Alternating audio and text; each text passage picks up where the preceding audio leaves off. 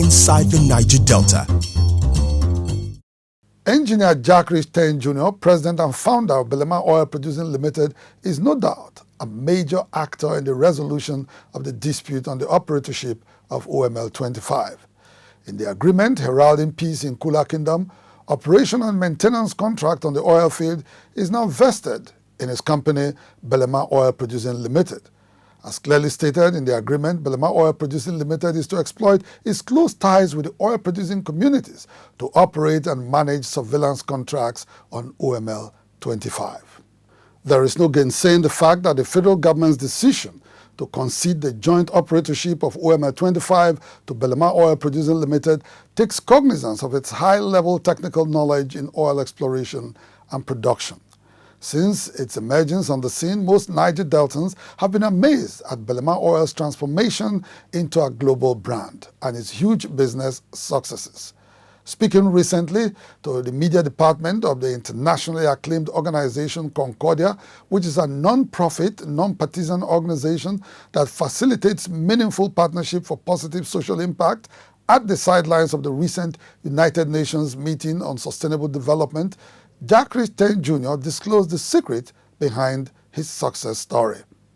Can you talk a little bit about what inspires your interests and passions around philanthropy? What is it that inspires the issues that you care about? Excellent.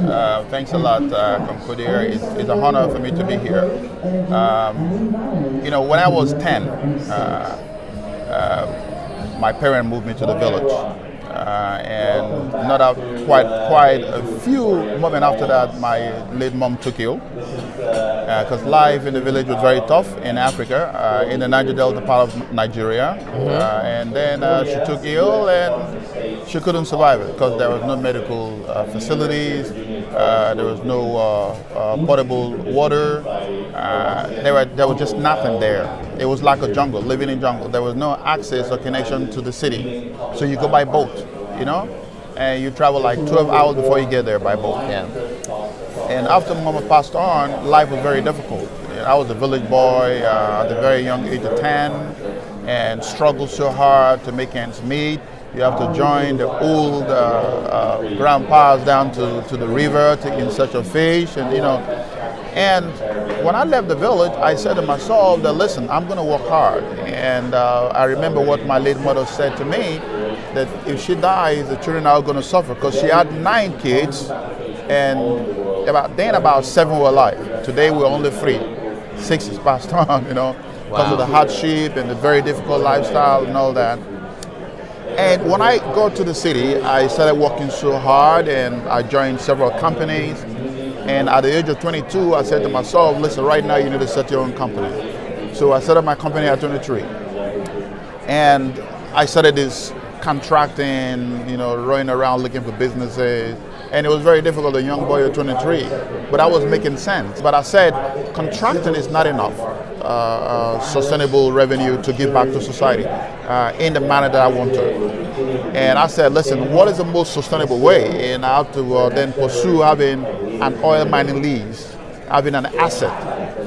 And miraculously, I was in Texas when I heard that Chevron was divesting some of its assets. And then I said, wow, this is an opportunity.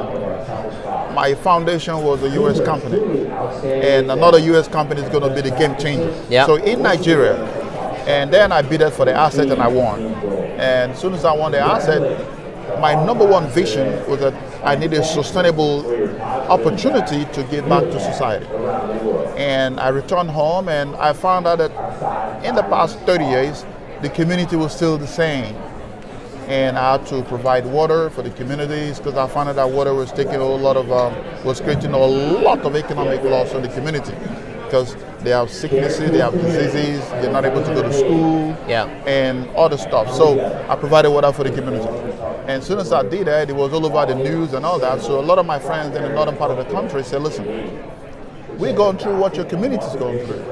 And I launched my project to support the communities in the northern part of Nigeria to provide water. And ever since then, it's been super strong. I then gave scholarship to a lot of young boys and girls that aspire, greater height in terms of, achieving their dream. So last year, 2018, we gave about 350 scholarships. And the previous year, we gave similar number. And this year, we've given additional over 300.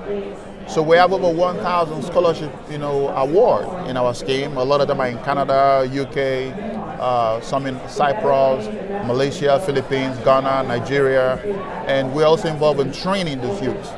Because what I found out is that a lot of these young graduates, when they get out of school, they're not employable. So we also set up another training unit. As a matter of fact, I knocked out my finance department head and told them, listen, you will handle what I call special stakeholder strategic economic development. So right now we're training a lot of locals, and we're giving a lot of grants, and we're doing a lot. We're also encouraging young ones to pursue their dream. So Jack Rich is motivated by the life that he lived as a young boy growing up, and today being able to do a lot for the community and Nigerian youth is something that we consider a great privilege. Jack Rich Tein Jr. in the interview with Concordia had observed that his company has deliberately adopted a corporate social responsibility model that empowers the ordinary people to face future challenges. For him, the true import of development is more about the future than the present. Jack Rich Tein Jr.'s contribution to the provision of employment of youths was indeed recognized at the recently concluded United Nations General Assembly in New York, United States of America, where he addressed several meetings and gave solutions on how African youths can be gainfully employed. He also took time out to meet with some very important dignitaries in the United States government, including a secretary, as well as presidential advisor and daughter of President Donald Trump, Ivanka Trump.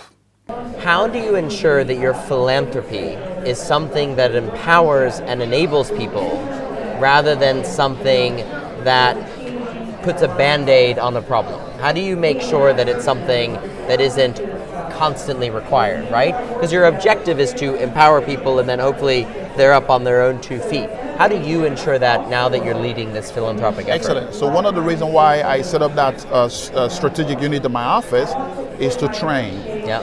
So we are collating names of women, and I'm pretty much interested in the women because of Africa. We are putting together a bunch of rural women that are doing nothing, and to get them trained. Yeah. So we're picking like 24 from each community in the country. Major communities are from the 774 LGA that we have. So we're picking 24 per LGA. So we're going to put together about over 1,000 women. Wow. And then get them trained. And then as soon as we train, we'll provide a startup. So they can then create what I call community type market within the community, within the rural area. And that will also reduce, the rural community dwellers migrating to the urban, to the cities, where they put a lot of pressure in the city. So for us to sustain what I call strategic economic growth, you got to train those women. Yeah. And we also have a lot of smart youth that we're training, and we'll provide a startup park for them, so they are able to also get on their feet and then help others. Because we have to design a sustainable strategy where you're not just always giving, but you got to give to someone who can give to others, so which means they can grow. So employment is also very important. So we support you, and we say, listen, how many can you employ? Very important. And he said, I can employ 3. It's okay. Can you employ 5? I will make a top up. Yeah. And then we create that opportunity, so you have taken the spark, and then you can employ within the local area. So we are looking at a sustainable economic strategy where those who train can then have the opportunity to hire others. Without a shadow of doubt, Jack Rich Tein's story of a very humble beginning is a source of inspiration for most youths in the Niger Delta. Indeed, his elevation to a position of global recognition by dint of hard work gives many the assurance of light at the end of the tunnel in the struggle for an existence in the Niger Delta, provided those championing the struggle shun violence and use their brains.